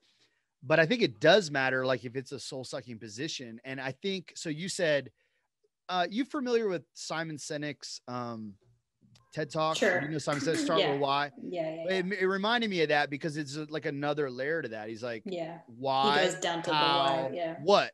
And it is a little bit like, what is a bit irrelevant? Like, you know, I'm a bricklayer. So what? Right. Yeah. But it's like, but I'm a bricklayer building a beautiful city, building house of God. Like exactly why I'm doing this thing affects how I go about doing it. Right. Yeah. And I've actually been doing a lot of that personal work for myself. Cause I think the what, here I go with my air quotes again. I think the what, I've been trying to focus too much on the what. And so I've had to come back and really dig a little bit deeper and say, what's my why for working? And then from that why, the how and the what will emerge. Well, and I don't know if we got time for this here, and it's probably for another time when we're not recording it. But I actually, and there may be something I need, like I may want to hit you up for work. If you're game, but like and I don't know if this, so there's like the actual, like, I might need something, but versus like what you're actually saying. I just wonder if this gets at it a little bit. So I've been toying with this idea. So if you listen to me enough and you hear, whether it's on the podcast or the things I'm doing, like, so we launched Well Built Bikes. And it started out like this really cheesy name, like the Wells Building Bikes. They're well built, get it? And like, I was like, oh, that'll work. We'll go with that. But as it shaped into a brand, let's say, and as I fleshed out the vision beyond the bike shop, like what I really hope for, the vision of a well-built city started really coming together for me, where I'm like, no, but like a city where neighbors know each other and have what they need and are connected around like meaningful stories and a commitment to each other and place. And like, you know, something that I believe is a common dream for all of us. And I also am just jealous of cities that like where you go and it's like Detroit hustles harder and, you know, keep Portland weird or whatever, like these cities that have branded the city in a way. And I was like, no joke, the Super Bowl's in Tampa this weekend. And I'm like, I wish I had enough money to buy a billboard that says welcome to the well-built city. Like outside of the, because I'm like, I want so badly to like brand for a better world. Like to like, does that make sense? Like to go, like, I actually would like to leverage. Now I don't have vision. I don't have the capacity to actually like to execute on some of the, like the actual, let's say I'm gonna have to look at my note on the visual strategist stuff, right? Like the actual design stuff where it's like, I mean, I did like some graphic art stuff. I can make you a logo, but that's not the point of what I'm saying. Is more like the story and the vision that this thing is part of, what it's calling us to where I'm like, I hope that can transcend us to actually go like, and there is a kind of way that marketing is moving into purposeful, like it just has to, because I think the ethos of the world is changing. Like corporations are having to say why they exist and how they're good for the world. And you can't just be the corporations like they used to be. We're at least greenwashing them at this point, right? Yeah. You have to care be about a good something. neighbor, right? To be exist for something. And I just wonder, cause I'm like, like in the end, I think it would, like, if I'm making logos, I'm like, or if I'm doing social media or whatever, I'm like making visual art for a corporation. I'm like, it seems like it'd be very different. Like, you know, like even if I'm a bricklayer, it's different to like, I'm building, you know, I don't know, I'm building a nondescript house versus I'm building a church, city hall. I'm building a city. Like it's the bigger picture of what it is that we're doing. And, well, anyway, in real life, I might actually want to talk with you more about like, can you help me with this? For chew sure. on that a little bit. And as I raise some money to throw, if you can afford me, I know $500 an hour, but no, if I can afford you is the right, is exactly what I'm saying. But then in the back to the actual thing you're saying is like it is setting in context, like, okay, here's what I'm good at and what I'm doing, but how it can be like leveraged for what, like why, or the kind of world I hope to live in, or like something maybe deeper that has shape and meaning around it. Anyway, I don't know if that's exactly maybe overlapping with what you were getting at with that, but it's what came to mind, right? Is like maybe those deeper questions of what we're here for. Yeah. I think about, like, it makes me think about this company that I just got introduced to here in Destin. They're a beach chair company. And on the outside, you may be able to say like, oh, all they do is set up beach chairs for like tourists. But if you actually look at their values and like their mission as a company, like they actually hire guys that they want to invest in their lives, and they want to have values of teamwork. And it's more about the people who are working for their company, and slinging beach chairs is just like a means to an end, you know. What they're really about is this like core group of people, and investing in those people, and work ethic, and physical fitness, and, you know, mental health. And so it's like, you know, I think that's an example of like how you're doing something in contrast to what you're doing. That's right. That's a really good example of that too. Cause it's like, well, if we lost the contract to do beach chairs, we could do junk removal. We could do lawn services. Like and that resonates with me deeply. Like, I'm like, the bicycles are a great tool.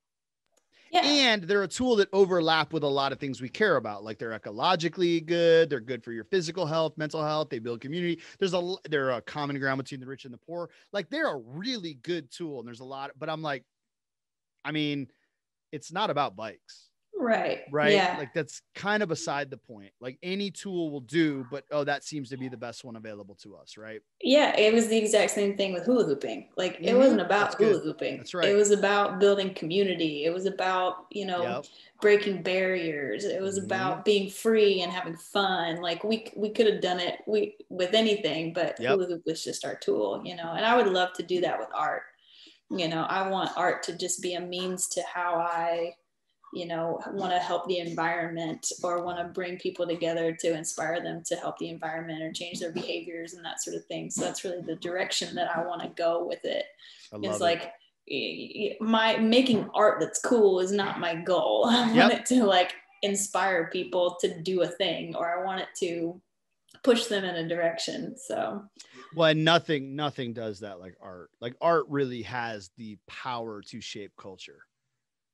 It just genuinely does. Like we just look back over time, what music and visual art and movies, and like we are so formed by the murals and the just the artwork that we have around us. And yeah, I just think that's just such a, it's like, yeah, that's actually how it works.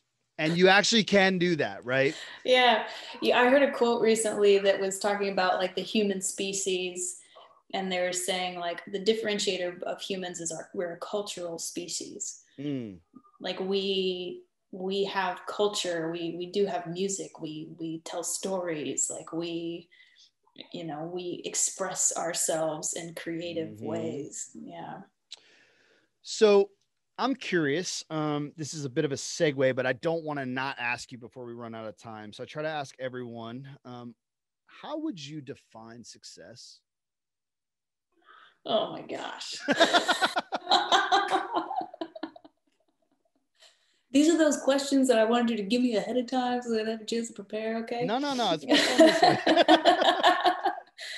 How would I define success?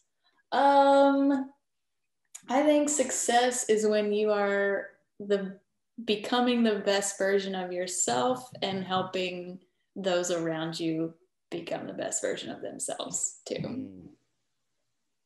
I think success is an individual pursuit, but I think it cannot be done at the expense of others. It has to also be communal.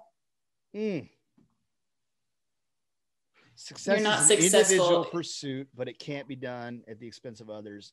It must be done communal. It must be communal. It must be communal. Write that down. If you haven't said that 100 times, like that's so good. That's so good. I was just improvising. That's so good. I'm pulling that out. Which makes me think, like, what am I actually doing to be communally successful? You know, maybe I need to look at that. Yeah, it's a really good answer. and it does. And I know it's a good answer because it's challenging. It makes all of us go, like, how are we doing that? Like you start with going, well, to be the best version of yourself and to help other people be the best version of themselves. But to go further and say it is an individual pursuit. Like you have to do it, but you have to do it in community. I'll be chewing on that all week. Yeah. I mean, I really think that success is just a really crowded room at your funeral. That's so good. Keep them coming. God, you're ridiculous. What do you mean by that? What do you mean? I think I know what you mean by that, but just in case someone listening is like, what are you talking about? What do you mean? Like just people being impacted by your life, you know, in a way that they want to come pay their respect to you, you know, and to them be able to say like, this person impacted me in this way. Like your life had meaning far beyond yourself, you know, it had meaning for those around you too. Yeah. Man, that's good. See here. How are you on time? I'm good. You're good? Okay, sweet. Yeah. Well, is there anything that you want to invite people to do, look at, see, like anything you want to like plug? Oh, I probably should be prepared with that. I would say, are most of the people listening probably from Tampa, St. Pete? I would say probably the majority, but like as I look at the little like analytic map, it's actually it's broader than I would think. Yeah. Like who do I know in Ireland that's listening? What's up, awesome. Ireland? It seems like a few folks over there. Ireland in the house. I would just say like say yes to things. Like don't be afraid to say yes to things. And I was talking to a friend about this just this morning or yesterday, was like embrace your weird.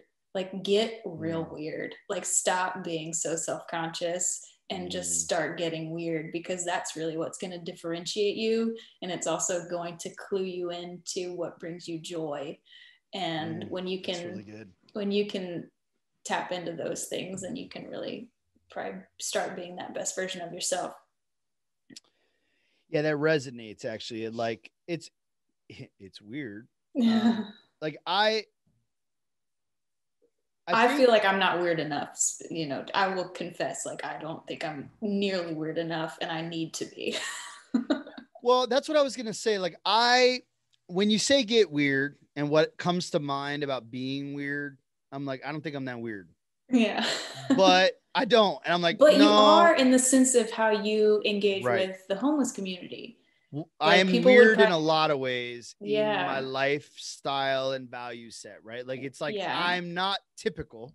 I'm very atypical in the way that I think, in the way that I talk, in the way that I engage in the world. Like I know that it's actually weird. And so it's an interesting thing because like I hear get weird and I'm like, no, I'm good. But I'm like, actually, no, I believe in that, because it's like, no, be yourself.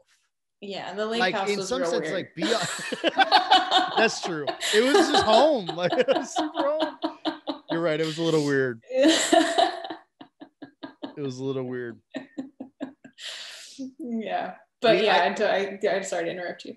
No, you're good. But no, it's that. It's like somehow being authentically yourself, and like in a way that is, I think that's the thing, right? It's like we're self-conscious of the ways we're different or maybe stand out, and we don't want to stand out because that's dangerous or something, right? And maybe I'll get made fun of, and maybe people won't like me, and you know, whatever. Yeah. And yet those idiosyncratic, it's like that dream I had in those dances we did when no one was looking. It's like that thing, like who you are when no one's looking. Yeah. It's kind of like who you are. Yeah. And like who maybe you were created to be, and perhaps you're most valuable to the world when you're that. And maybe you have to get weird in the dark first. Oh, let's get weird. So title the show, let's get weird in the dark. I love it.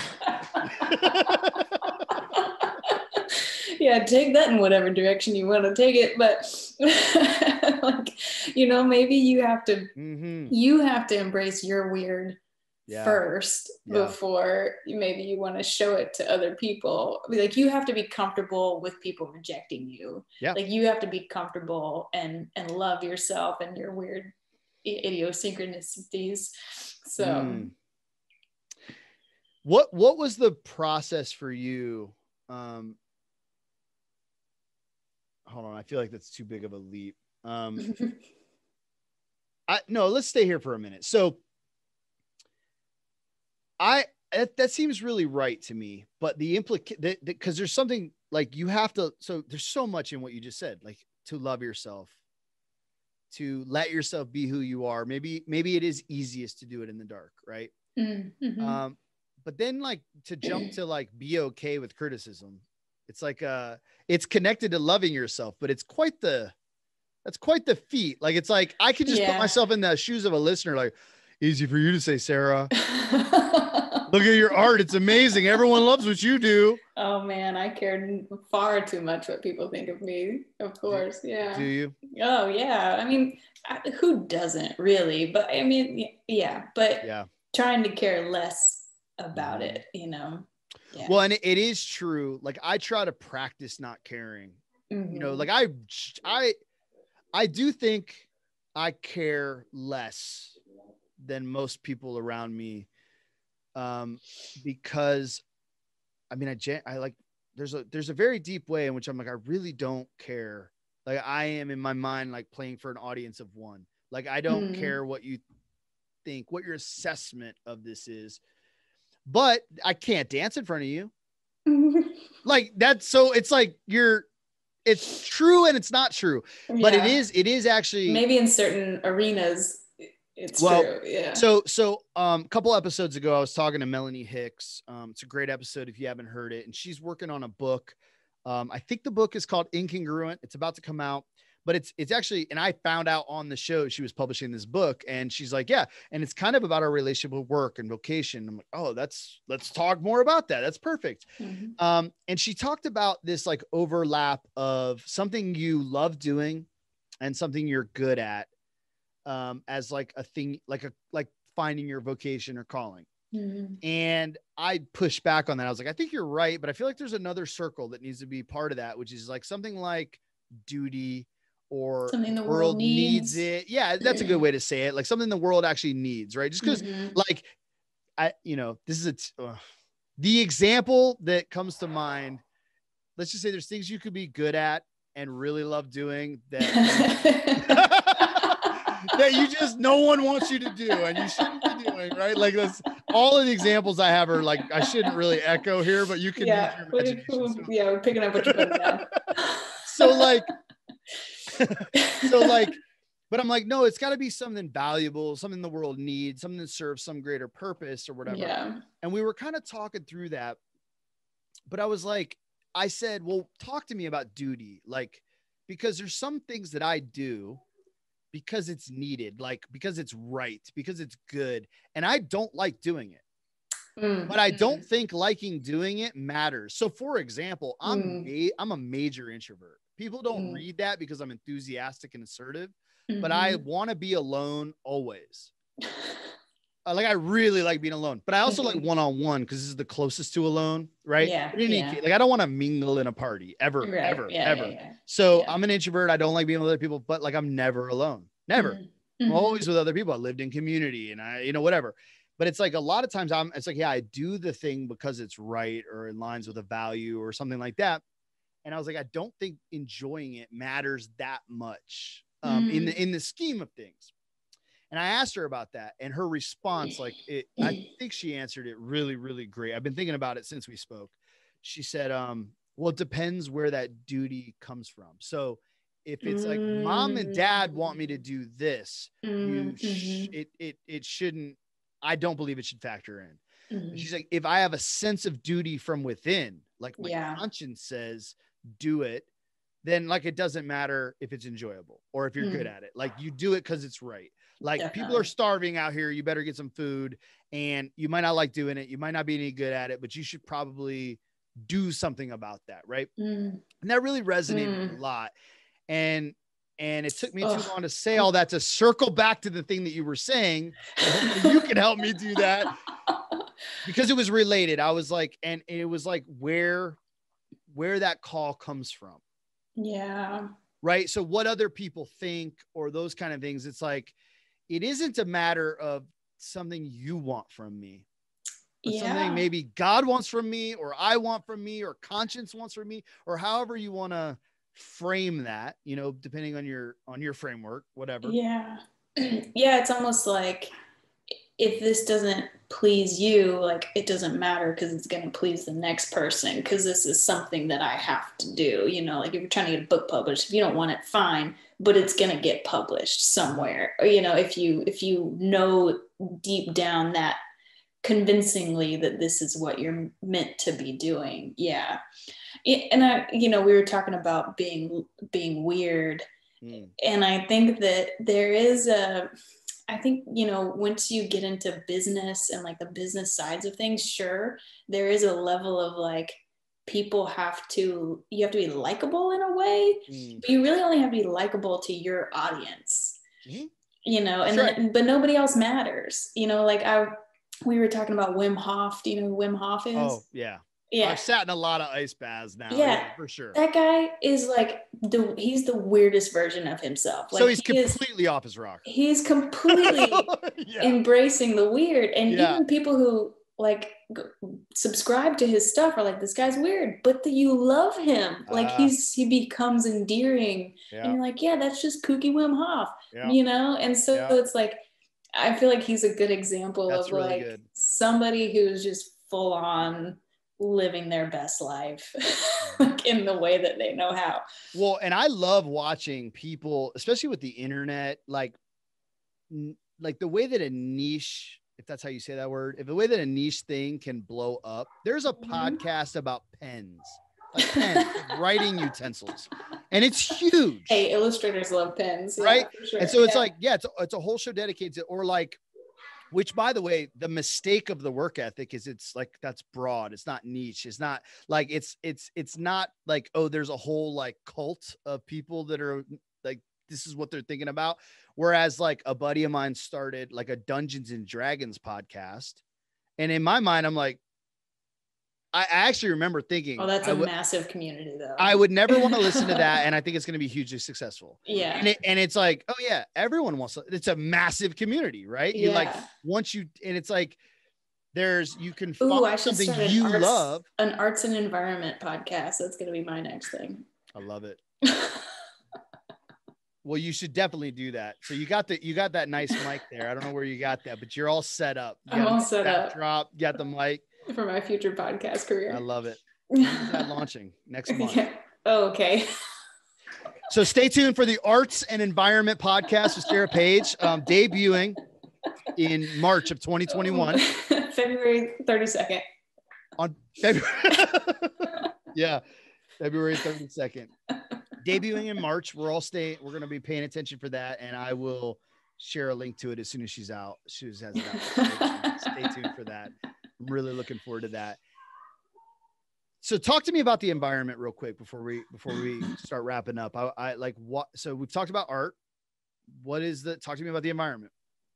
Yeah. Well, when you were saying like, you have that duty, that's like, this is like, I feel that way about the environment. Like, I just feel like this is the most important place where I can invest my time. And if I have impact here, you know, then everything else kind of trickles out of this. So for me, it's like, if we don't have a planet to live on, then like we're all dead. So it kind of matters. Well, yeah, none of it matters. So you work on that, Elon will work on getting us to Mars or whatever planet too. But like, yeah, like you guys have fun living on Mars, but I want this gorgeous planet where fresh water rains from the sky. Like, that's what I want. Yeah. And I just feel like, when COVID happened and everybody was quarantined, like nature was a real solace for people. People were getting outside more, they were hiking more. And it just really resonate, like the value of nature has never been more important, and the life of nature has never been more at risk. And so I feel like now is the time where we have to do something about it. And yeah. Well, and I'm sure you saw a lot of like the time lapse of places on Earth when like everyone went into quarantine and like animals started coming out. Yeah. Like fog, like smog went away in cities and stuff. Yeah. Well, what's interesting to me, so that was like really fascinating and beautiful to watch, as in, hey, we can actually do this. Right. But the other thing, so it's interesting to me, like this whole COVID thing, like it took this pandemic, but like the idea that like, look at how much changed and how fast. Like we all went into our houses, we changed our, people connected with nature, their families, they stopped going to work. We changed the way the world works like that, like overnight. And to me, I'm like, oh, look at what our collective will is capable of. If we, like you had said, if we say we want a world that works this way and we decide and commit to make it work that way, it can happen really fast. Yeah. And we just saw ourselves do it. Yeah. And then when I hear people say like, well, let's just get back to normal, which now it's been long enough that like, I don't hear that as much anymore. Like, I think this is just the way it is. But like, would we really want that? Right? Like, didn't we learn and grow through this that we can like see like, hey, maybe time with the family is good. Maybe working from home is not a bad idea. Maybe, riding a bicycle or being in nature is healthy. Yeah, there's a book called The Conundrum that talks about how efficiency is the enemy of the planet, and it's kind of this tough place where we want to make progress, but the more progress we make, the more toxic it is to the planet and to people. And so we have to figure out how to balance our like drive for progress and our true need to like be healthy, like be healthy people and healthy planet. So I think that there's obviously technology out there. There are corporations who are tackling this problem, but there are ways of being efficient and there are ways of being productive that don't have to be toxic. And I think we just have to switch over to those things, and people have to be willing to change their behaviors for a little while. In order to do that, you got to get uncomfortable for a little bit and relearn a new way of doing things. And then I think it'll be able to reset itself. But here's the thing. We're not saving the planet. The planet is going to save itself. The planet is going to maintain a constant state of homeostasis, but it may wipe out humans in order to do that. So my drive to like save the planet is really to save people. Like, so we don't go extinct, because that's ultimately what's going to happen. Planet Earth is going to be fine. She's going to keep rocking and doing her thing throughout the universe. But humans just may not be a part of that process. That reminds me of an old George Carlin comedy skit where he talked about the audacity of saying save the planet.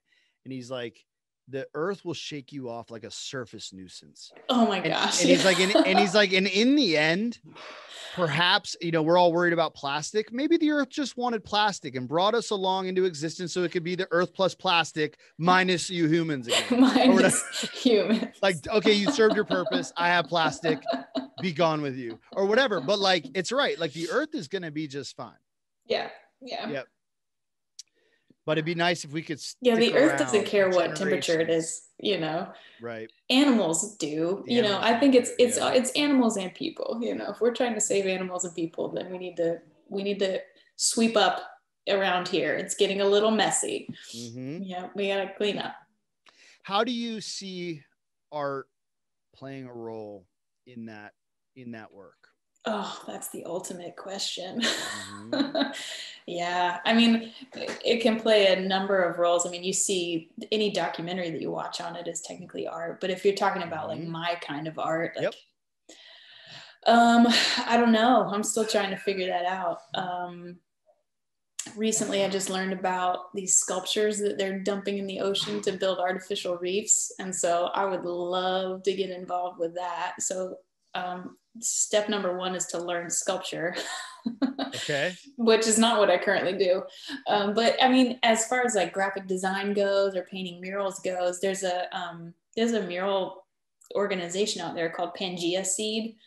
And they, their whole thing is Artists for Oceans. And so they do murals all over the world that are purely about protecting the planet and oceans. And their whole thing is protecting the oceans and how beneficial the oceans are for us and cleaning up plastics. And, so they have a lot of activism that's involved with supporting the artists that paint the murals for awareness. So that's definitely a bucket list thing, would be to paint a mural with Pangea Seed. Oh, that's awesome. Yeah. I mean, and then there's also just supporting organizations who are already out there doing it and seeing how you can contribute in some way as an artist, whether it's, designing their marketing materials or contributing in other ways. But I definitely want to get more involved with environmental organizations and devote my talents in that space. I'm not there yet, but I want to start moving in that direction. I'm going to start talking about myself in that way so that people start recognizing me as that type of artist.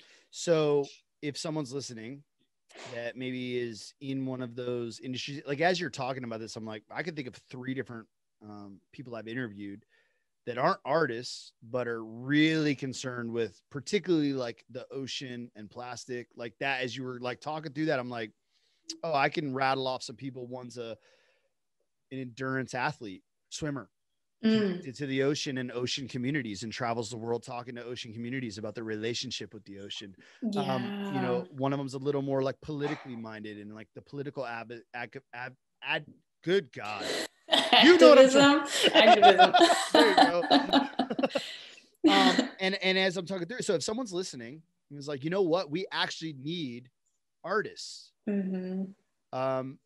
Like, so you're open to gigs. You want, like, can they get in touch with you? Should they use your Instagram? I think that's the only thing you've shared so far about how someone can find you. They can go to my website, www.sarahpageart.com, and I have a contact form on there that goes right to my email.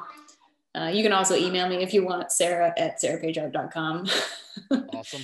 And follow me at sarahpageart. So I'm here to collaborate specifically on environmental causes. Yeah, I love it. And I think you're right. You frame yourself that way, you'll start saying yes to the kind of work that's going to lead you to that, and really kind of play a role in that. And maybe, and I know, like, even sitting here looking, I don't know if you did that world behind you, but it's this is a decal. It's super cool. But it, like, as you're talking about, I'm like, yeah, this is it's like art inspires, it casts vision, right? It's like there is a way in which we can help. You know, it's weird, this wasn't art, but like I've visited other communities that had done, like, we were doing like community gardening stuff, and then I went to communities that had been doing it for 30 years, and I saw what was possible over 30 years. And it made vision easy, because then I came back and I was like, oh, well, we're a couple years in. Do you guys know what this could look like in 30 years of kind of a long obedience in one direction? And in some sense, I think art does that for people in ways that helps us see things that we can't see, that we don't see in front of us, right? Is there anything I should be asking you? Is there anything that we'll have missed if we wrap up without talking to you about? Oh, I'm sure I'll discover it, hours later when I'm taking a shower or something. Yeah. No, I mean, I think we've covered a lot of ground here. So I really, man, I love talking to you, and I'm sure, right now I'm just going to say it because it's an idea in my head as I'm thinking of these other people. I may at some point try to reach out to see if we can do, I'm like, I just think it'd be interesting to take a bunch of, like, a handful of people that I'm thinking of that have been on the show that really care about the environment and some of these things, but you're like an artist, one's an athlete, one's a, more like, one's more theologian, one's more, it's like, and like get them on one show and go, like, just, hey, I got, go. Yeah. Like, this doesn't, to do like just an extra, like a bonus episode. So that would be for that. Totally. I just think it'd be really interesting, because I always feel like I'm with you, but I don't feel like this isn't a sweet spot for me conversationally. And I would learn a lot from doing that. And I think it would be really good for me to give, and probably each of those people wish they could have spent more time talking about exactly that thing that there's a fire burning in them about. Yeah. And perhaps we could set up a show for that.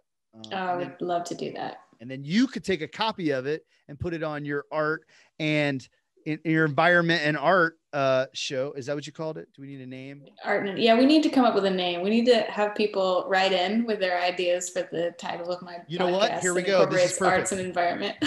So if you're listening right now, if you go to the workethicpodcast.com, it's just a link tree. And at the top of the link tree, there is a link that says join the conversation. And if you hit that link, you can just talk to it, like on your phone or your computer. You can just, so I've often said at the end of the show, like, go there and answer, what do you think success is, or what stood out to you?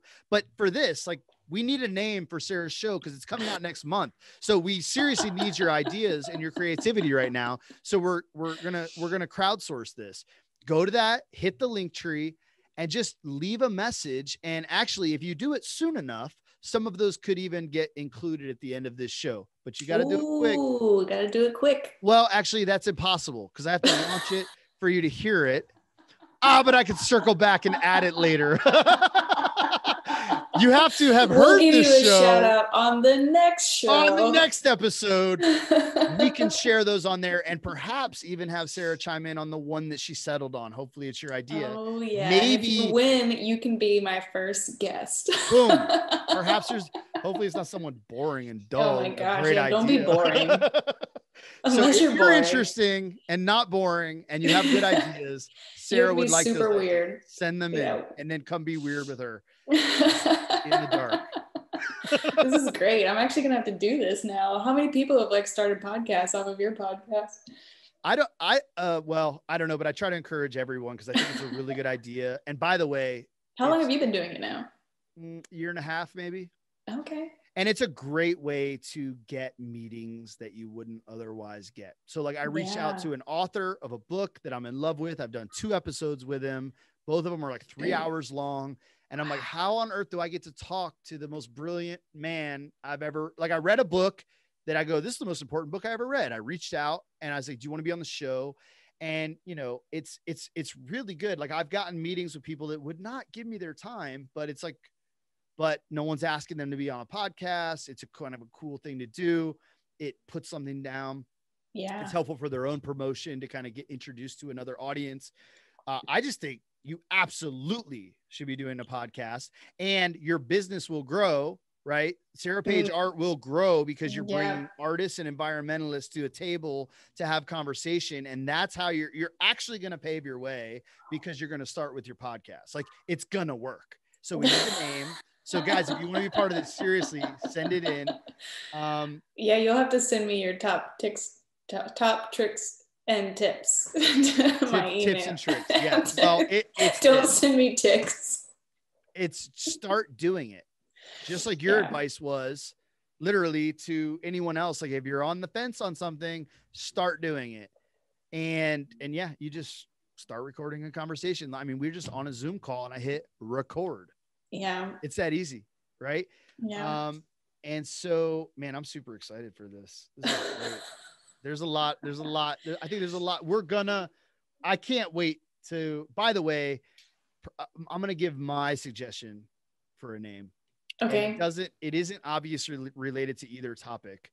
Okay. But Weird in the Dark. That's it. I think that's it. I think Weird in the Dark. Getting Weird in the Dark is your place for everything environment and art. And I don't know how the name ties in, but you'll figure that out. Just massage that a little bit, but Getting Weird in the Dark. I like Getting Weird in the Dark. Yeah, people have no idea what this podcast is about. And they'll be like, oh, it's about arts and environment. Okay. Well, so I usually will, like, when I launch the podcast, will put out like a little clip and a little preview, and then it'll be the person's name and then 3 things. Like, as I talk to you, like things will, and I'll listen to it again before I launch it. And I'll be like, you know what really stood out to me? And it'll be like, I don't know, commitment, creativity, and then I think I need and to then be getting in the dark. That's I think the clickbait for sure. It's gonna have to make its way in. Yeah, I mean, well, that's part of your story too. You helped inspire that. So what's that? The dark part. Yeah. Oh, was it? Yeah, it was part of your dream. Because of my dream. Yeah. That came out of this show. And the other thing, how about that? And then someone will actually listen to the work ethic because your show's gonna be so popular. And you're gonna go, you know where this came from? Actually, I was on the work ethic, and then people will finally tune in. Oh man. Which, by the way, I will say, people listening to it, and I'm not. If you're still listening. Oh, they're for sure listening. You're delightful. So, but here's the thing is, I don't care. Like the whole, like, I don't care what you think, but I like genuinely, I'm like, well, I'm actually doing something like field research. I want to know like what work is and what it means. And I'm learning, like, you know, each of these shows touches on things about sacrifice and creativity and flow state and whatever. And for me, it's like, I'm doing this for me. Yeah. Even the work I do with the homeless, it's like, it's kind of selfish. Like, I want their perspective. I want their wisdom. I want their vantage point, and I bring them a sandwich or whatever. And I want to be friends, and it's reciprocally valuable, but like, it's for me. Like I need it. I need those people in my life. And I needed this platform, right? Like I needed to do this for myself, for my own development, to scratch my own itch. And then a couple people tune in, and there is a few people that love it, that are like, this is exactly, and they just happen to have a similar itch, but it's not like a ton of people. Right. And I'm like, that's almost irrelevant. People will be like, how many people listen? The only reason that it would be great if more people listen is for the sake of people like you and people that come on the show, that I would really love to be able to send business their way, to send partners their way. It'll come. That's what I'm doing. Well, thank you for spending all this time with me. It's so good to connect with you again. And so hopefully you and I can make a better habit of keeping up, but I'll be stalking you on Instagram either way. So it's good. All right. Thank you. Sounds good. Peace, y'all.